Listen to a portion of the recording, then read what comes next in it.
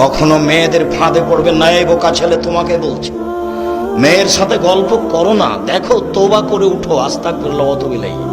জিন্দেগিতে আর মেয়ের সাথে কথা বলো না। মেয়ে তোমাকে ধ্বংস করবে, তোমার বাপকে ধ্বংস করবে, তোমার বংশকে ধ্বংস করবে, তোমার জাতিকে ধ্বংস করবে। রাসূল সাল্লাল্লাহু আলাইহি সাল্লাম বলছেন,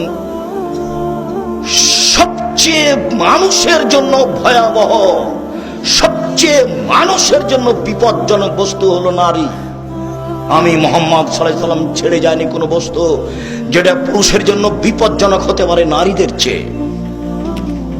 দেখো তুমি কিভাবে ভাষা উল্টিয়ে দিল হাতে হাতে। জীবনে কোনোদিন তার সাথে প্রেমের গল্প করো না। তুমি ধ্বংস হবে, তোমার বাপ ধ্বংস হবে, তোমার বংশ ধ্বংস হবে, তোমার বিদ্যা ধ্বংস হবে, তোমার জাতি ধ্বংস হবে। তুমি হিসাব করে চলিও। তুমি চিনতে পারোনি মুহাম্মদ সাল্লাল্লাহু আলাইহি সাল্লাম নিজে বলছেন, আমার জীবনে আমি ছাড়িনি কোনো বস্তু যেটা পুরুষের জন্য বেশি ক্ষতিকারক, ধ্বংসাত্মক হতে পারে নারীর চেয়ে। মুহাম্মদ সাল্লাল্লাহু আলাইহি সাল্লাম বলেন, ইন্নান নিসা হাওয়াইলুশ শয়তান, নিশ্চয় হচ্ছে মহিলারা শয়তানের জাল। রাসূল সাল্লাল্লাহু আলাইহি সাল্লাম বলেন, শয়তানের ষড়যন্ত্র দুর্বল আর নারীদের ষড়যন্ত্র সবল। তিনি বলেন, ও নারী জাতি, আমি দেখিনি তোমাদের চেয়ে কাউকে বুদ্ধিমানের বুদ্ধিকে নষ্ট করতে পারো। ও নারী জাতি, তোমরা এমন জাতি যে বুদ্ধিমানের বুদ্ধিকে নষ্ট করতে পারো।